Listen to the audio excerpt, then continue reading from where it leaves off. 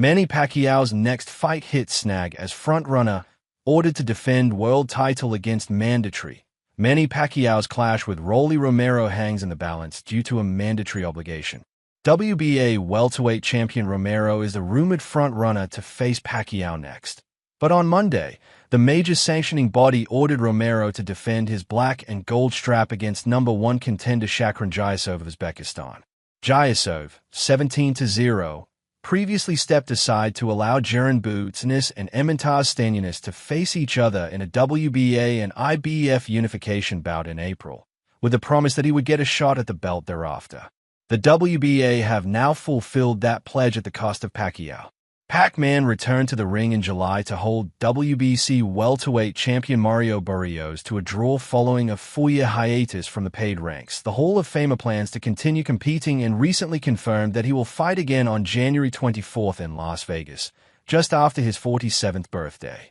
If Romero opts to face Jayasov next, which he will likely be forced to do if he hopes to retain his world title, then Pacquiao will have to either face a different opponent in early 2026 or postpone his comeback to later in the year. This comes after Pacquiao told Filipino media earlier this month that he was finalizing a fight with Romero. They could, of course, proceed with the fight without the WBA strap being on the line. However, it appears that Pacquiao's primary motivation for facing Romero is the belt. Victory would make the boxing legend the second oldest boxing world champion of all time, behind the ageless wonder Bernard Hopkins. Who else could Manny Pacquiao face next? There were murmurs of a potential rematch with Barrios.